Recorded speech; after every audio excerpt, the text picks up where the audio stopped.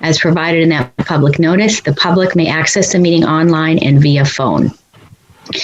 Please note that all votes taken during this meeting shall be done by roll call vote, alphabetical by first name. Okay. Let's start the meeting with roll call attendance. Amy. Amy Farnham, alone in the room. Camille.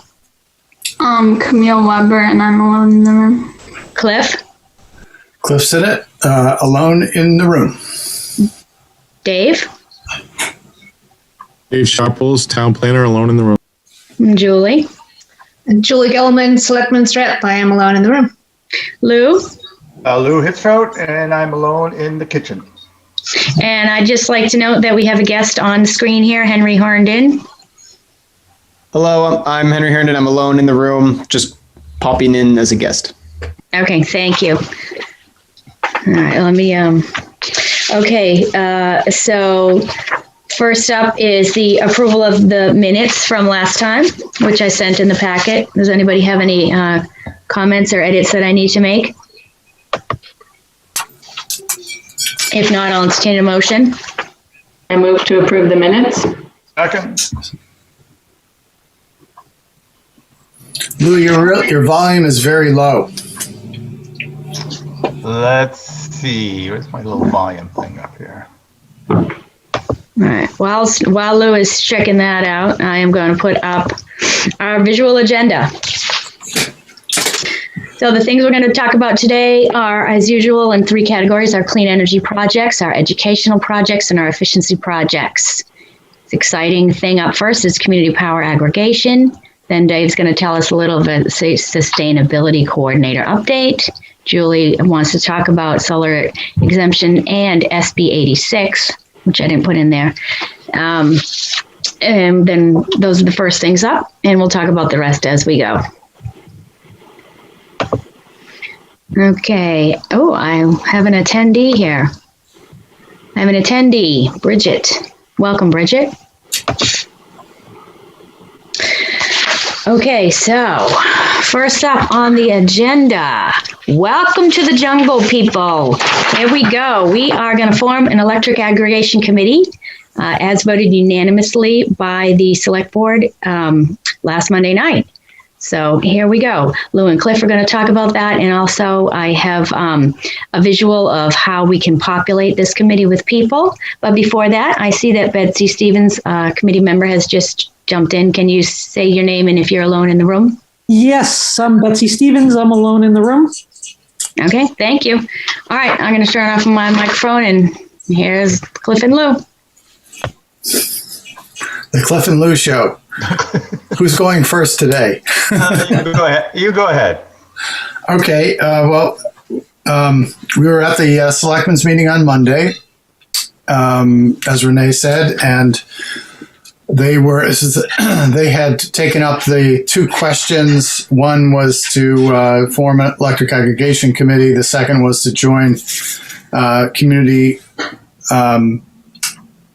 Power Coalition of New Hampshire.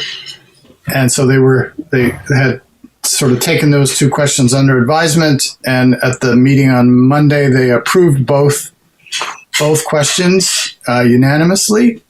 And Henry was there. Thank you, Henry, for jumping in and giving a quick overview of what CPCNH is. There were very few questions. I think they feel comfortable that this is a good thing to do. Julie, any thoughts? No, actually, I think you did a good presentation at the first meeting. And the only consideration for the Community Power Coalition was if it was going to cost us. So there it is. Cliff, I think we should mention that the select board did agree, I believe, to extend to 2023 for the existence of the Community Power Aggregation Committee, which I think is a real help. Yeah, and I think we probably would have had to get it extended, so it kind of saves that step. So that's a good thing. Mm-hmm. Also, they did briefly ask about what size of the committee should be. agreed to keep it to 5 members, where that seemed like a reasonable size. Yeah.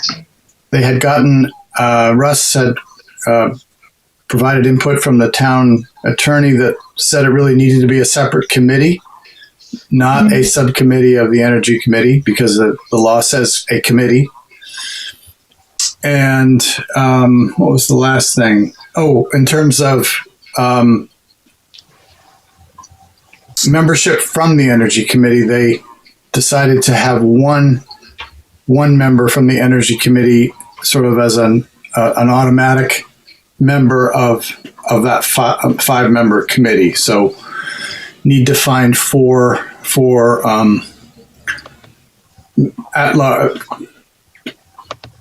members at large. And Renee, you have some suggested. Yeah, I do. Is this going down? Yeah, okay. All right, so this bottom part of the agenda I just wrote here, just because I'm a visual person, so I like to see it visually. This was my suggestion. So 2 town-associated people, 1 from the Energy Committee, 1 like that's employed in the town somewhere to give like a reality check on town processes, and then 3 citizens experts. And the exciting news is that Nick Devonshire has accepted our offer. I mean, all these people will have to go through the select board as well. But Nick, I don't know if you remember, Betsy, but Nick is the guy that he contacted you to ask to volunteer, and you said, well, maybe you can do something with the Energy Committee, and you sent him to me. And I looked at his resume, and I said, oh, yeah, we can use that guy. So Lou extended an offer for this ad hoc committee.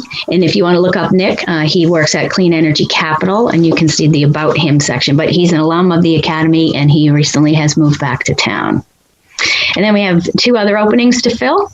And then I don't know if you guys feel this is warranted or not, but I think maybe it would be helpful if Lou were there to facilitate the meetings and just take the framework of the meetings. And then if there was some kind of select board rep or advocate, not really that had to attend the meetings, but that we could run things by like as needed instead of, I don't know, I just think it would make it more efficient. Can I have some comment on that?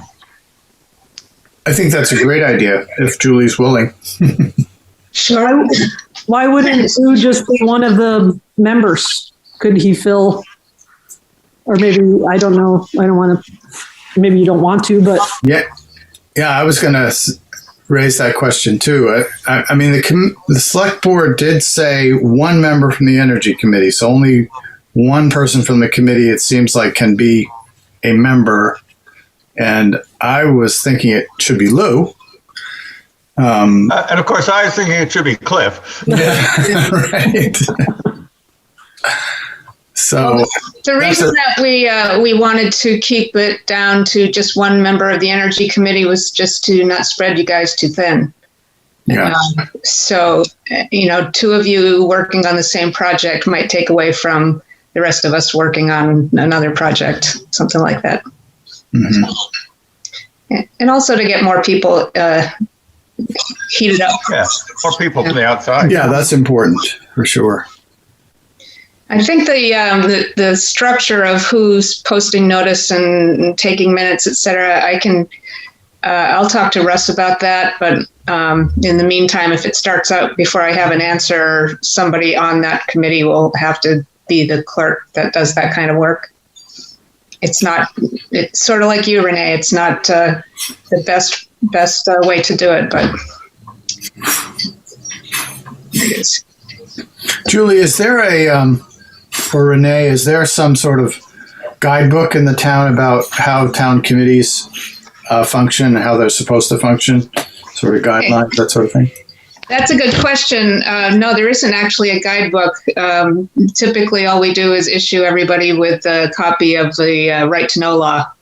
And that pretty much sums it up, which is that, we can't a quorum of us can't meet and discuss things that the Energy Committee would be deciding on.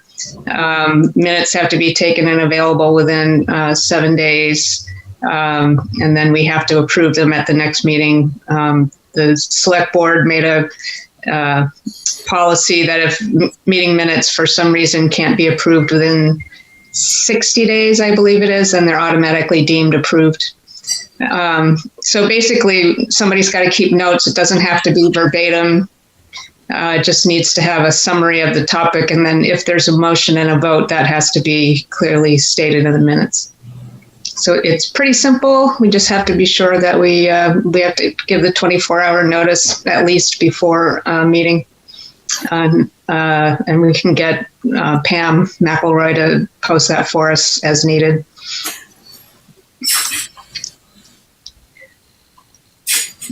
So I would be happy to be on this committee or be advisory to it in order to make sure those moves occur. Great, thank you. It would be my preference that both Lou and Cliff were on it since they've been working on this together, and I think it's a lot for just one. But I don't know. That's just my thought. I thought that too. Why don't we see how it goes? If there's need for another person, and Cliff, you want me to join you, why don't we find that out, see how that works? Julie, are alternates something that committees are allowed to have, or is that? We typically designate those when we're forming a committee, and in this case, we didn't. We just said the 5 with no alternates, but that's certainly something that can be adjusted. Okay. All right, so maybe we can target to bring this up on our next agenda. In the meantime, do some recruiting and figure out about alternates or whatever kind of shape this up. But this is the first stab at what it could potentially look like. So we can work on this in the background. Yeah, I wanted to ask Dave about his thoughts on a town employee or department representation, because I don't want to dump it all on you. I appreciate that. It's funny. I just hit send to an email to Russ asking if he had any suggestions. So once I hear back, I figure ideally it probably someone associated in the electricity billing accounts, familiarity. I don't have any part in that whatsoever. So let me talk to Russ. I wouldn't want to throw out a name, but I sent him an email and I'll get back to Renee once I hear back. Great. Currently, Public Works does handles the utility broker that we used for our electric power. Anyway, so somebody from there, maybe Jeff Beck, might be good, because they're used to the concept. Yeah. Cliff, are you able to write something up? Maybe, I don't know if you've decided how often you'll meet or when, but if we're going to try to recruit some people, especially citizens, I'd love to get an idea, if I'm trying to sell it to someone, just to give them as much information as possible. There for the time being, there is that charter or whatever we called it that went out to the selectmen that kind of summarizes the purpose. And I don't know if you saw that, Amy. Where does that live? It's in the packet that went with our letter to the selectmen from this last meeting. Yeah, it's in the May 10th packet you can find on the meetings and agendas. Okay, and that has those details in the charter? It has some of those details. It doesn't say how often we're going to meet. Okay. I think that's something that once we have a group together, that's to decide. It may be that you don't need to meet every month. It might be quarterly, or, depending on how the coalition is moving along. It's really going to be up to the group. I think the first meeting, maybe I can call the first meeting as the select board rep. And that's where we decide on chair and vice chair, et cetera. But that's just to get it started. One thing I heard, I left it with Nick. Basically, I sent him an email and asked if he'd be interested, and he said he was. But somebody should probably reach out to him and say, oh, we're really excited to have you on board. And I did tell him that someone would get in touch with him about commitment and time commitment and that sort of thing. So maybe Cliff, you should reach out. I could do that. Sure. And Amy, didn't you say there was someone you knew who you thought might be a good possibility? Yeah, that's why I was asking about the details, so I can reach out. Okay. Well, I would bring it up as at least monthly. Yeah. Right now. Yeah. Yeah, that would be my expectation. Okay. And I was thinking, well, we can discuss it later, I guess. One quick thing, Renee, I did hear, and maybe Henry knows something about this, that Keene adopted their community power plan this past week, I heard. Is that right? Do you know, Henry? Yeah, I think that's correct. So that's another one to look at. Yeah, so that's a town that's already gone through the entire journey of creating the committee, getting the data, accepting the data, and signing the agreement. So we could be there someday. Henry, do you have any comments on what type of people typically fill out these electric aggregation committees? I mean, it's good to have energy expertise, and it sounds like you have that in this fellow, Nick Devonshire, in finance. So sort of the energy finance is strong. And then any committee, it's good to have sort of the communications skills to kind of balance that out, because there's lots of public education associated with helping the town understand community power and selling it to them in prep for town meeting. But it seems like Exeter has a lot of skills in that among other committees that might be able to collaborate. But really, I think it's a balance of technical and communication. One thought I had, I think this got put in the charter, is a consumer advocate kind of person, sort of the one who would be ostensibly looking out for sort of ratepayer interests, that sort of thing. Okay. Okay. I just got off my other call and joined you. Oh, I didn't. All right. So, Robin, can you roll call yourself in? Sure. Robin Tyner, and my son's in the house somewhere, but he's not in the rooms right now. Okay. Thank you. Okay. So, can we work on this, populating this committee over the next month, and then report back our results or our where we are next month on the agenda? Okay. Any other final comments on this agenda item? All right, check. Moving on. So Julie has asked if she could talk about SB 86, I think, from the State House, and also she had mentioned the solar tax exemption revisit. Yeah, the only reason I wanted to bring up SB 86, it's an omnibus bill that has three parts, and the one that we would most be interested in is part 3, where it talks about towns being prohibited from letting shutting down energy suppliers. Like, we can't go out and say no more gas for Exeter or no more oil for Exeter. And I think they're doing it because states like Massachusetts have, which is a home rule state, have made laws that only new construction can be powered by electricity only.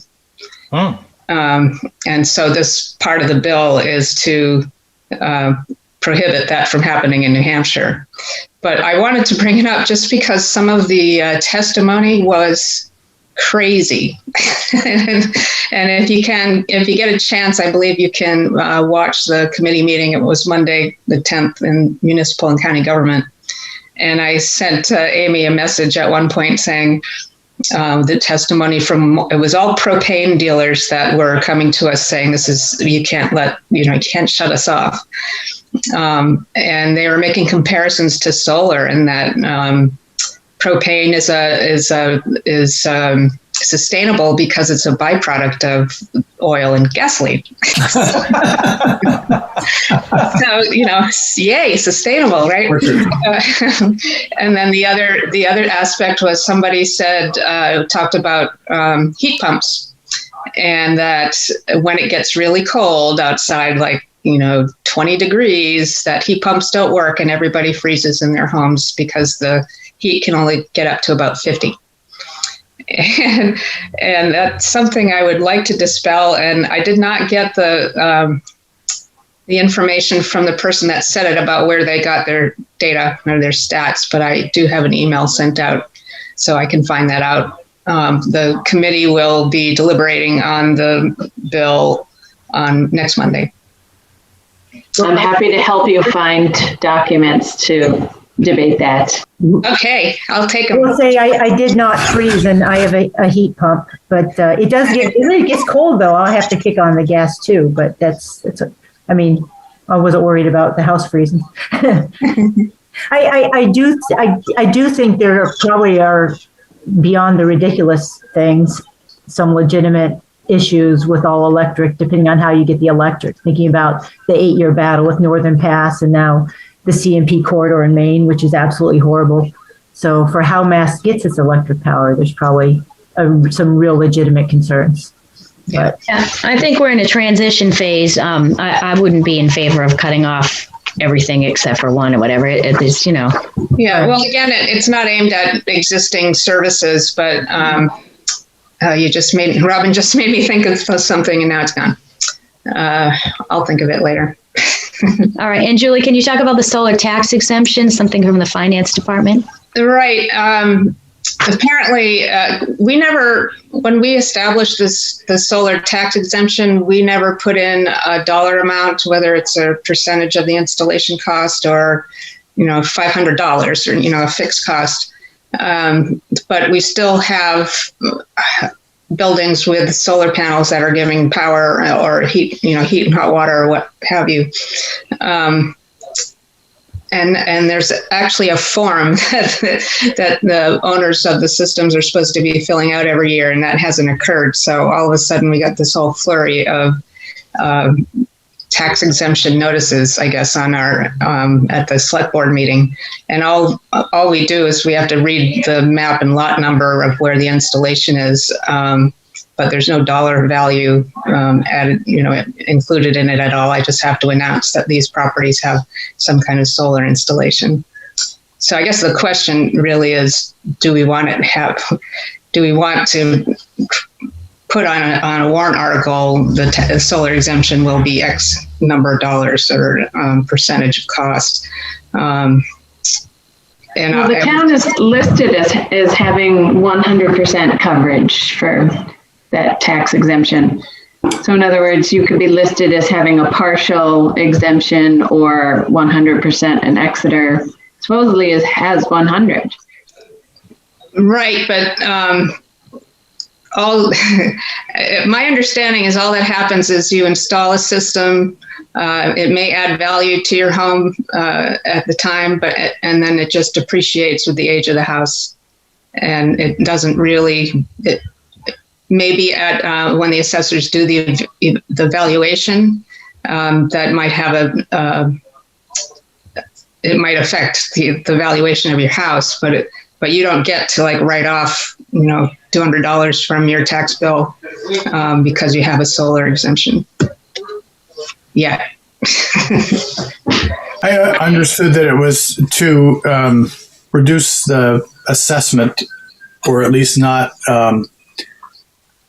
have the assessment increase per the value of the solar system. So it was. That's why they ask you for the cost of installation, I think, when the form goes around. Yeah, the thing that was happening was that the form wasn't going around.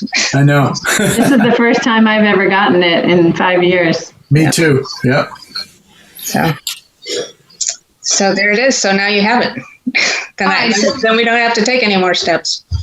So what is the actual verbiage on the warrant article that was passed?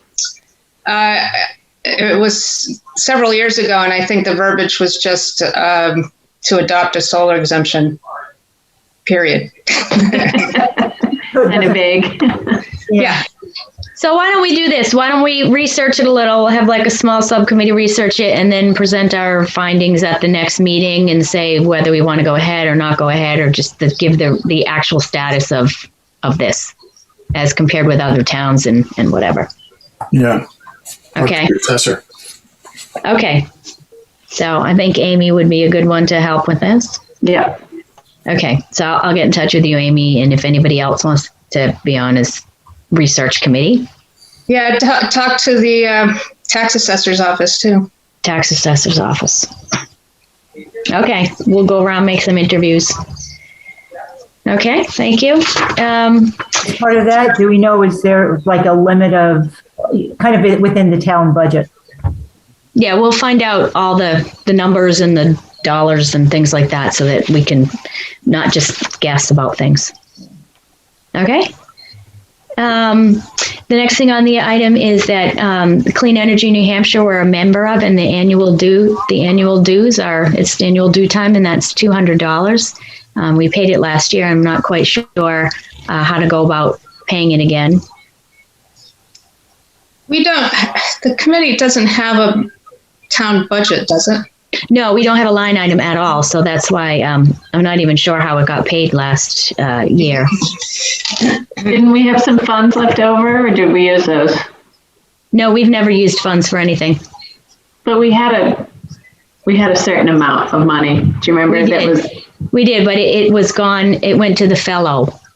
Oh, did it? Yeah, Okay. It wasn't necessarily our money. It was just clean energy money Right. or whatever. Okay. It was gone, man, gone. Well, I can look into that with the town manager about where we might find $200. Okay. Potential discretionary budget. And yeah, and then for next year, we should definitely create a line item for the community. Okay. Because we do enough advertising and brochure work and things like that. It's not going to be a huge amount of dollars, but I think that we should be eased in the production of information that we do. Okay. All right. Thank you. I can see there might be a need for, say, publishing a flyer or something like that associated with community power too, as we do the public hearings and all that kind of stuff. Yep. And the plan. That is a very good point. That's a separate committee, though. Does that need a separate line item budget? Budget line item? That's a good point. Yeah, it depends on how we create it. I think if we just have an energy line item. Energy committee? I don't know. I'll have to discuss it with Russ, because we do have to give a purpose for why we have a line item in the budget. So whether we have two, one for the this committee and the other committee, and one for the other committee, then they have the appropriations purpose is clear. Okay. Well, thank you for checking into that, Julie. So we're going to be moving on to Betsy. Betsy we lost her. Okay, so this must be the part where Betsy had to leave early. We didn't make it for her. So next up on education projects is Camille. So the website for the newspaper is now out. We published that a little while ago. Renee put the link on the agenda. And just share it wherever you can, because we want to make sure that we get viewers on there. And my newest article is up, and it just kind of summarizes the committee, and I have some quotes from an interview I did with Renee. So let's start it. I guess Bob's bringing it up there. Oh, there it is. Thank you, Camille. So this is your second or your third article? I've lost track. Second, because we had to do the website thing. So okay. Yeah. And if anyone has any ideas for my next one for this month, let me know.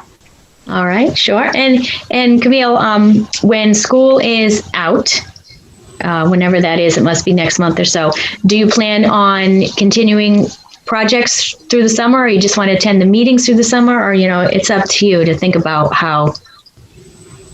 what you want. No, I can do anything that the committee needs. I don't think I'll be publishing the articles, but I can get ideas for ones for next year or do like outreach events or whatever you want.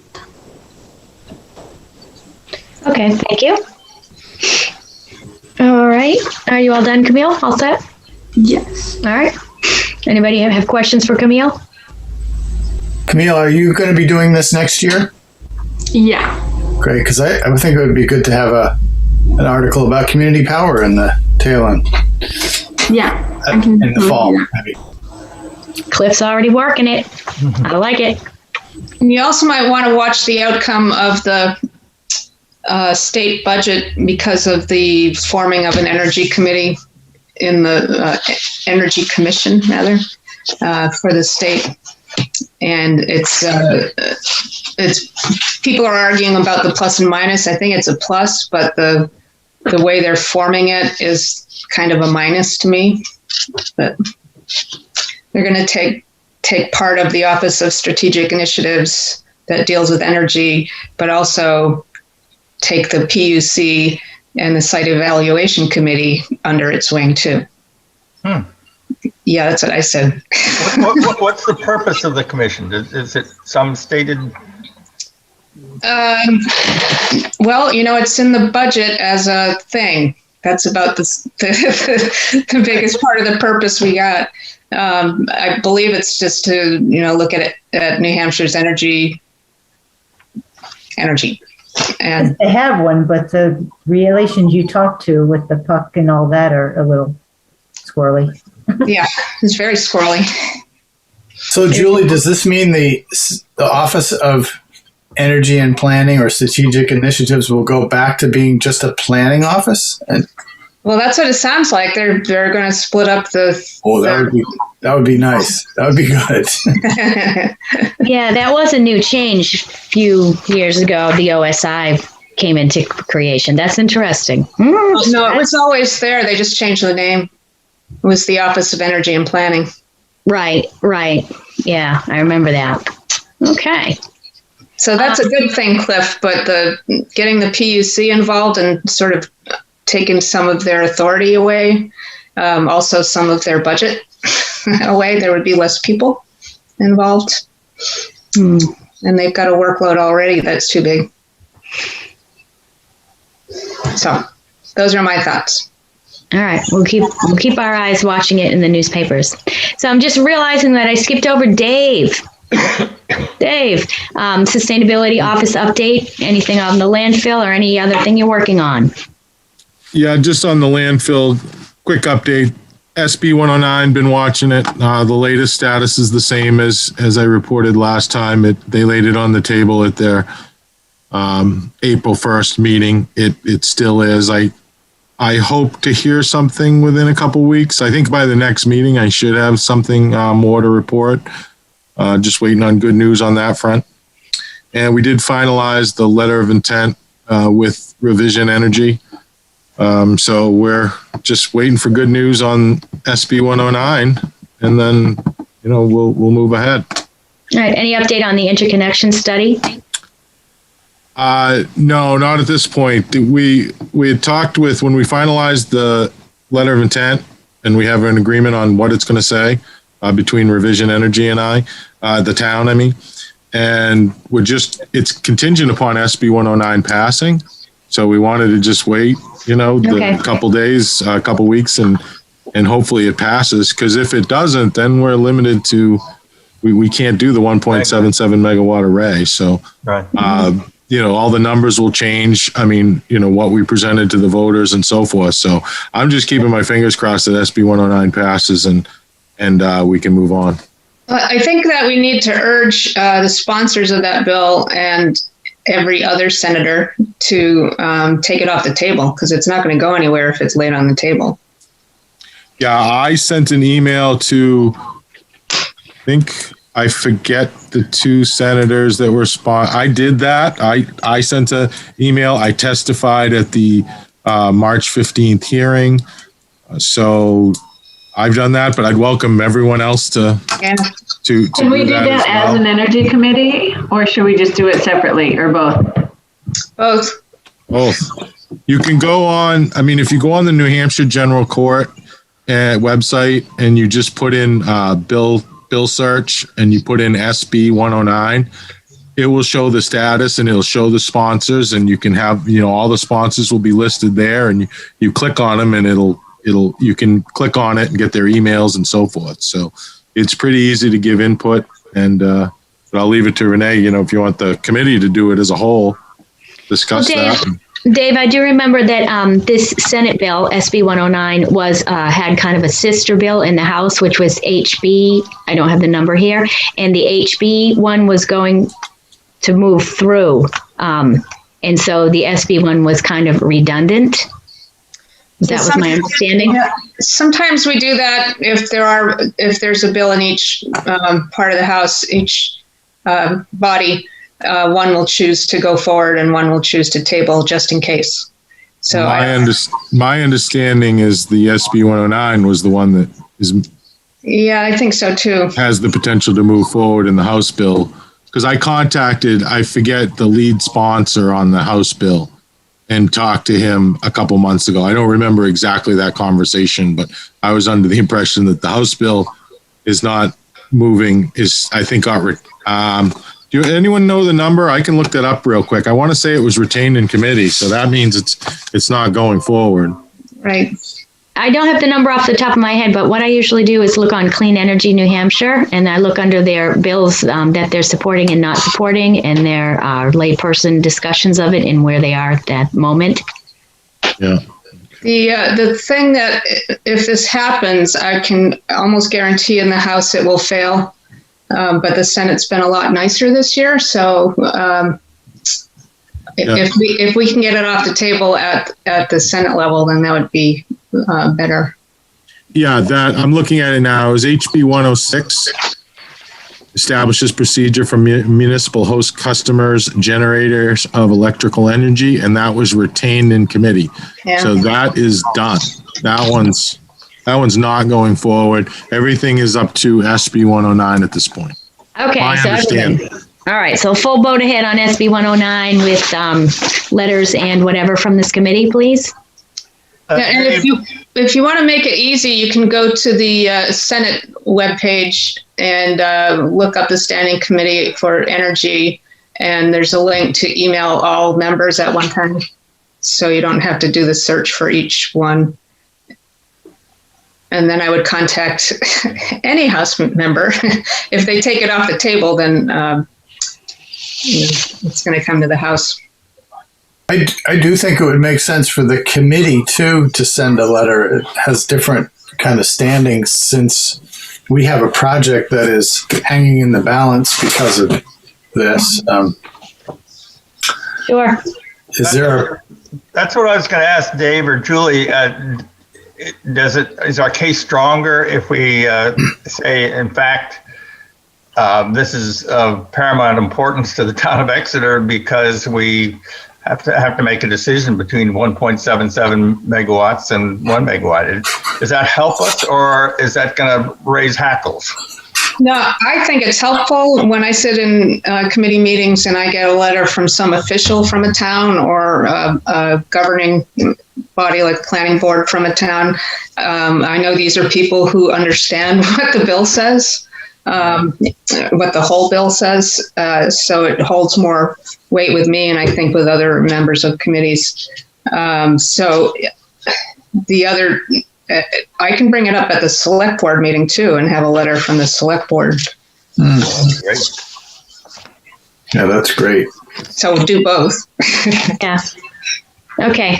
And the sooner the better on that, because I heard mid-May is probably we'd know from someone up there that deals with it at the legislative office building all the time. Told me that should know some more around mid-May. So I wouldn't wait to send those. I have sent all my emails. I testified at the hearing, so I don't know much more I could do. But great if everyone else wants to join in, but do it in a timely manner.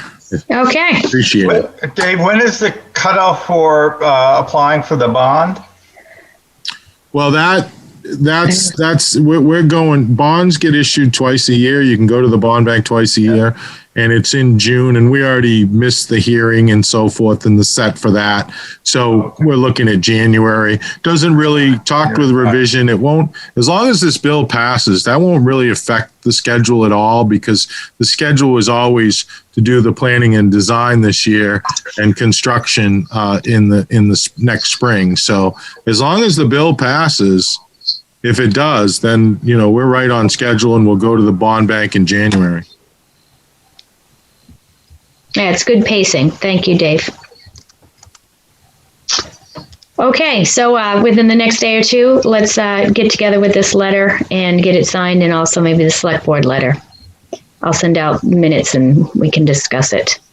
All right, so Dave, are you all set?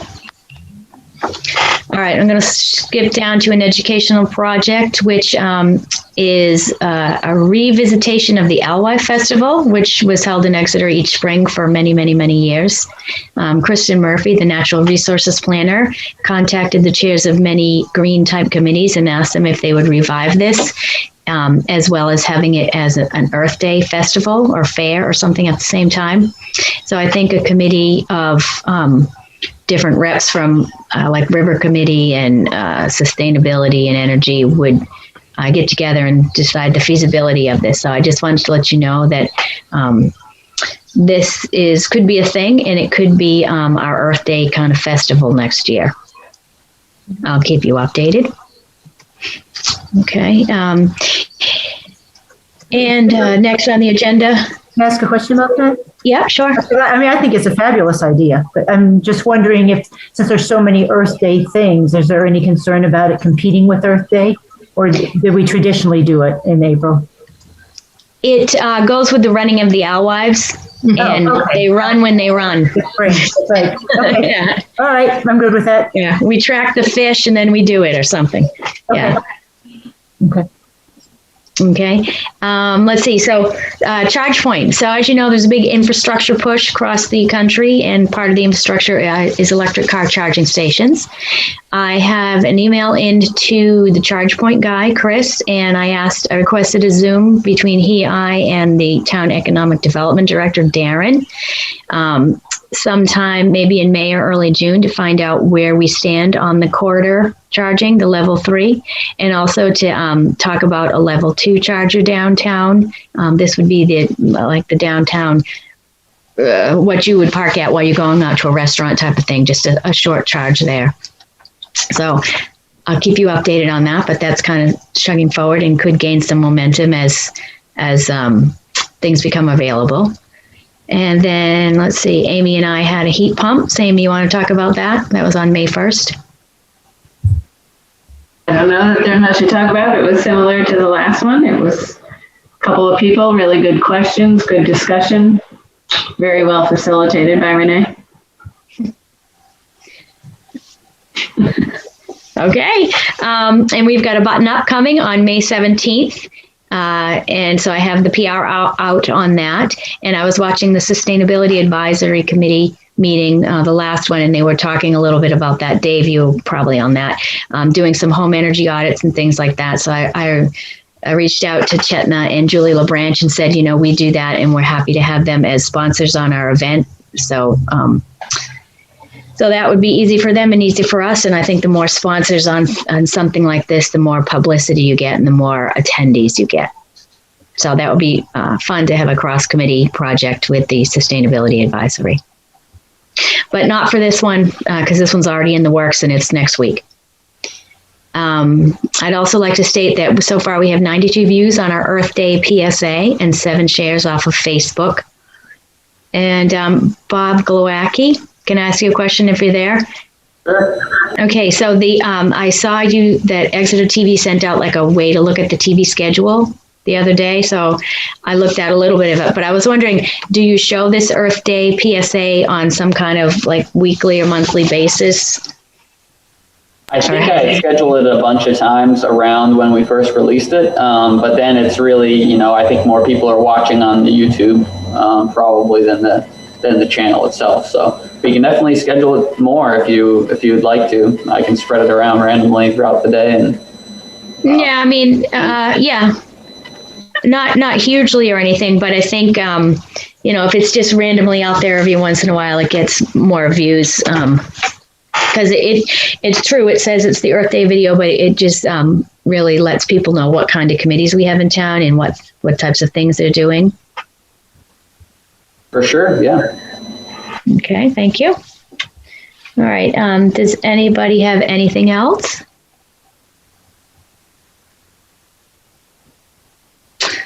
Okay, I'm going to look over here at the attendees. There's Bridget in there. Bridget, did you have any comment, question? You're kind of our first attendee. Woohoo. Now, I don't know if there's a way to raise her hand or anything like that. I'm not really sure how I Oh, there's a hand raise. So you should be able to unmute yourself and introduce yourself. Sorry, I wasn't sure how to do that. Yeah, it was fun to sit in and observe on the meeting, guys. I enjoyed that. And you're new to town? No, I'm from Exeter. I've lived here since I was like 4. Oh, all right. Well, thank you. If you ever want to contact us, you can certainly have coffee with you or something if you're interested. Yeah, absolutely. Okay, thank you. Awesome. Thank you so much. All right, so if that's it, I have a motion to adjourn. Move to adjourn. Okay. All right. Well, thank you very much, and I'll see you guys. We'll work on some of these letters and things in the background. Thanks, everybody. Thank you. Renee. Thanks, Renee.